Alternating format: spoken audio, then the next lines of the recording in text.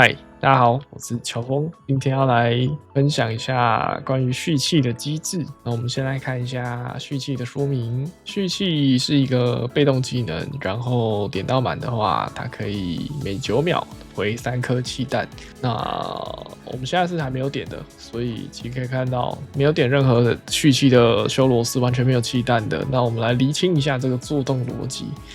那当我点满了，点下去以后，大家可以看一下，就是我的状态就会出现3颗气，每9秒就会回3颗气，所以过一阵子以后，你可以看到，就是持有上限其实是5颗，所以第二次回满蓄气的时候，就是只能卡在5颗上面。那接下来我们来点一下潜龙，潜龙的话本身会携带让修罗可以增加50%的携带量，然后同时赋予爆气的状态，所以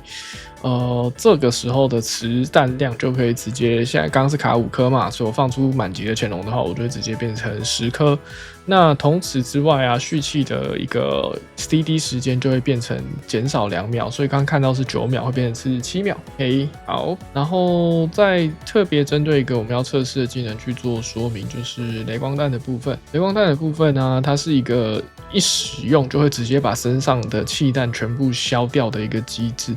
所以其实我们可以再看一下哦，就是现在我身上是5颗气弹，我一旦释放了雷光弹以后，瞬间气弹就会清零，然后我按下潜龙的时候就会再把气回起来。那为什么是8颗？就是刚刚潜龙5颗嘛，然后再加上被动蓄气的3颗就变8颗，下一次补完就是10颗，大家可以看到。那这个间距的 CD 理论上现在因为我有点了潜龙，所以它在潜龙状态下的 CD 会是7秒钟，那我们就来实测一下这个潜龙的效果。OK， 我们先等这个，其实可以看到这个爆气状态消失了以后啊，基本上就是没有潜龙的时候了。好，那现在潜龙的状态消失了，那我们可以先看一下，先用雷光弹把这个气弹消掉。好，我们数1、2、3、4、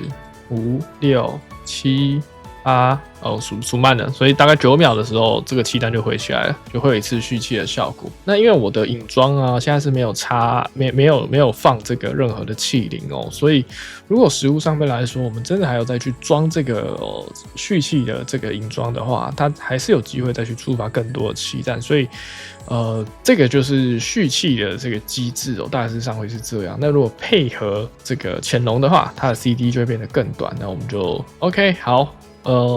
状态 CD 结束了，那我们来测一下，按下去潜龙，然后打掉1、2、3、4、5、6、7，回气，那就是潜龙下去造成蓄气的 CD 变短。那这个蓄气的影装，我们也可以来测试一下它的效果，但这个东西就有几率存在，所以我们要稍微有一点耐心的去做测试。OK， 一样潜龙开下去，雷光弹1、2、3、4、5、6、7，回气，回3颗。好，这个就是只有回到蓄气，就没有额外的抽到那个影装的效果。那如果抽到影装的效果的话，它就一次变成7颗。好，我们等这个潜龙 CD 结束以后，我们再试一次。OK， 好 ，CD 结束了，那我们再试一次，一样潜龙雷光弹1、2、3、4、5、6、7。回气哦，这一次就7颗，这就有抽到奖。好，这个就是单打的时候的蓄气的机制，想必大家看到这边应该就了解了这个蓄气有多重要，对于这个修罗来讲。好，那接下来我们来实测一下，就是如果今天有捕师来帮你奉献的话，这个 CD 的效果怎么样？哦，把捕师拉进来。好，那我们就直接奉献，清掉前1、2，你看马上就触发了回气，这就是为什么修罗会对于奉献吃不吃的这件事情有影响，那就是会影响到这个这个蓄气影装跟蓄气技能本身的 CD 其实就是用这个固定冷却来算的，所以其实当你有释放了潜龙的时候，你从原本的9秒钟的固定冷却会变成7秒钟的固定冷却，然后再配上奉献的话，你会只剩下2秒钟的固定冷却，而且是马上进入 CD 的，所以你可以看到，就是刚刚那个补气 CD 很快的原因，大致上就会是这样。那这就是蓄气的机制啦。今天的影片到这边，感谢大家。那如果有其他疑问，欢迎大家在底下留言。拜拜。